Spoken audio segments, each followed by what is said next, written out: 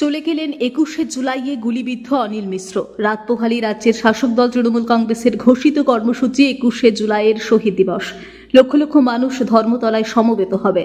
উল্লেখ্য, ১৯৯৩ সালে তৎকালীন যুব কংগ্রেস সভানেত্রী মমতা বন্দ্যোপাধ্যায় অন্তঃপ্রাণ হাওড়ার বাগনানের হাটুরিয়া গ্রামের যুবক অনিল মিশ্র নো আইডেন্টিটি কার্ড ও নো ভোট আন্দোলনে সামিল হন। সেই আন্দোলনে গুলি চলেছিল, ১৩ জন মানুষ গুলিবিদ্ধ হয়ে মারা যান।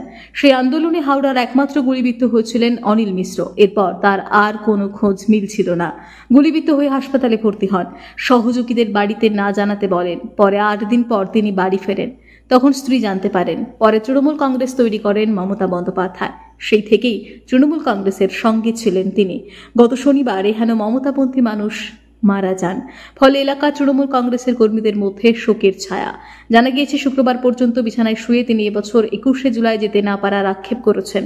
সেই মানুষ আজ আর নেই। ইতিমধ্যে তার পরিবারের সদস্যদের সমবেদনা জানানো হচ্ছে বাগনান তৃণমূল কংগ্রেসের তরফে। বাগনান কেন্দ্র তৃণমূল কংগ্রেসের সভাপতি নয়ন হালদার জানান, উনি প্রথম দিনের তৃণমূল কর্মী, পাগলের মতো দলকে ভালোবাসতেন। ওনার মৃত্যুতে বিধায়ক অরুণাভ সেন সহ গোটা তৃণমূল পরিবার শোক জ্ঞাপন করা হয়েছে। পরিবারের প্রতি সমবেদনাও জানানো হয়েছে। সময় উপযোগী এক গণ আন্দোলন, এক শান্তিপূর্ণ আন্দোলনের উপরে তৎকালীন বামপন্থ সরকারের মুখ্যমন্ত্রী প্রয়াত জ্যোতি বসু এবং তৎকালীন স্বরাষ্ট্রমন্ত্রী প্রয়াত বুদ্ধদেব ভট্টাচার্যর নির্দেশে নৃশংসভাবে নির্মমভাবে গুলি চালিয়ে ১৩ জনকে সেদিনের আন্দোলনে গণহত্যা সংগঠিত করে বামপন্থ সরকারের পুলিশ।